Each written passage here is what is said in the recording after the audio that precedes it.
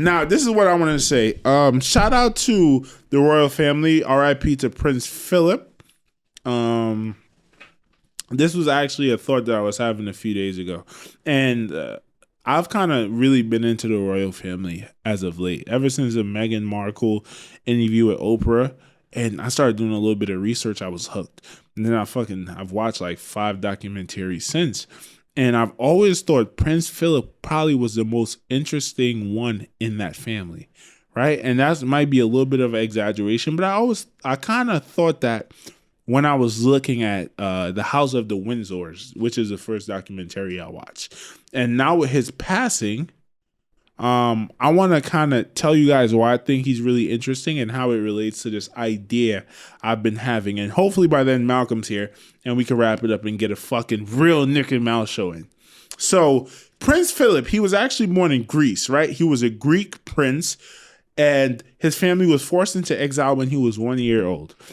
They placed him in a fucking fruit basket and literally took him across the sea. I forgot exactly where they went, to Russia or somewhere. Wherever they went, he lived there till he was 10, and then he got on a British ship and was taken to Britain, right? Where he was essentially an orphan. He went without his mom, without his dad. So he came up very rough. Fortunately for him, he was a royal. Even though he was a royal from Greece, he was actually the third cousin to Queen Elizabeth, who he eventually married. He was her third cousin. Because if I'm not mistaken, Queen Victoria, who was the queen, probably like say five monarchs ago, 5 like Queen Elizabeth, her father Bertie, his brother, their father, and then it was Queen Victoria. If I have that correct, her granddaughter was Princess Philip's mother. Might have that fucked up. I'm gonna be very honest with y'all. That was a lot. But they're third cousins. So he was kind of taken in by the royal family and he was raised up. And when him and Princess Elizabeth, at the time, she was a princess, they met, they automatically fell in love. And I'm not gonna lie to you, I think that's a little bit of a cover-up. I think they view how we look at interfamily marriages these days, which it was commonplace in the royal family. That's why they were all family, because you wanted your son to marry the prince from Greece, and then okay, now the family's already intertwined, but you're not going to stop that. So when they have kids, the royals in Greece and the royals in Britain have kids, okay, they're getting married too, and now all cousins are just being married. I think Princess Elizabeth and Prince Philip had to know each other. He was taken in by the royal family. They had to know each other. But they tried to make it a cute story. Oh, they were at a tennis match together and they laid eyes on each other the first time and they fell in love. He was 18. She was actually 13. That takes us back to the conversation about Bad Baby a few last week. But I digress. That probably was commonplace, as I say, back in the day, right? Crushing out a 13-year-old at 18 probably was a cool thing to do. I'm not even going to make any jokes there. That just is what it is. And he didn't go to prison for it. So he became a hardworking man. Even though he had privilege, he knew what it was like to be really fucked up. And I think that allowed him to become a hardworking man. So he goes to the Navy. He's a World War II veteran, right? On battleships. Comes home from that. Him and after World War II is when him and Princess Elizabeth gets married. He goes on to be the leader, the captain of a ship. As he's given the keys to that ship, King George dies. Princess Elizabeth's father dies. She becomes a queen. Now, when you're a prince consort or a queen consort, which means you are the husband or the wife of the head of the throne, whether it be a queen or a king, you have to give up your entire career. So he gave up his entire career. Now listen to what I said. This is a fucking alpha male. This is a guy who came to this country by himself worked his way up to being a very normal person they explained him to be. Being in that situation, being shipped as an orphan to a country without your mother and your father, they was like, yo, he kind of raised himself to be a great person, right? They said he used to have like little anger outbursts, which is normal for someone that grew up without a mother and a father. So chalk that up to the game. But he's a fucking alpha male, a hardworking male. And you marry this princess thinking her father, who was 50 at the time, is going to live for at least another 30 years. And you could live out your career and then later on in life, just like Prince Andrew is in his 70s and he's yet to be king. You're 25. You're just getting started on, he was like 30. You're just getting started on your career.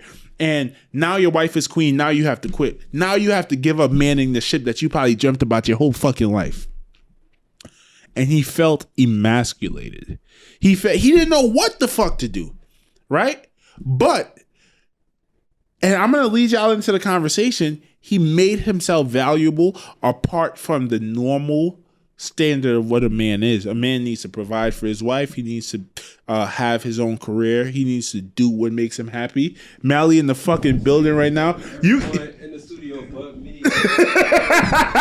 Come dab me up, son. They ain't see you in a minute. Come on, let's get right. Let me finish telling the people a story about Prince Phillip, though, and we're gonna start the show. So I was telling them, Mal, and now I feel comfortable because I'm actually talking to someone now. What happened? I need the bathroom.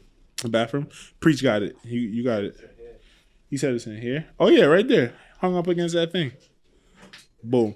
So yeah, he had to basically give up his entire career, and as a man, that would fucking emasculate you. And now they said, right, in the documentary, which was very telling, his job was to walk 4 steps behind the queen. That's his job now. You're a fucking war veteran. You were just manning a ship, and now this is your existence. Being the pet to your wife. When she was coronated, the coronation, he had to get in front of his wife on his knees and bow to her and pledge his alliance to her, to his wife. He wasn't able to give his kids his last name. He fought tooth and nail with his first 2 kids. Tooth and nail. Prince Andrew and the daughter, I don't know her name. Tooth and nail. Took it to court. They said no. His wife obviously came down. She's the fucking head of the land. She said, no, we're not going to do that. He didn't give up. First thing he did when he went to Buckingham Palace, he said, I need to provide value. So guess what? All this little dumb shit that y'all be doing, cut it out. Let's be more realistic. When I walk through the door, you do not have to grab my suitcase. You do not have to cook me breakfast. At the time they had just came out with the electric pan, he started making his own fucking breakfast because he wanted some sense of normalcy. He wanted to feel like a man, and he redesigned the entire thing. He built the first royal ship. He designed it himself, right? It was called the Britannia. It was essentially, at that time, the Air Force One of Britain, the Water Air Force One of Britain. It was the king and queens, that was their yacht, but it was more like a fucking ship, and he designed it.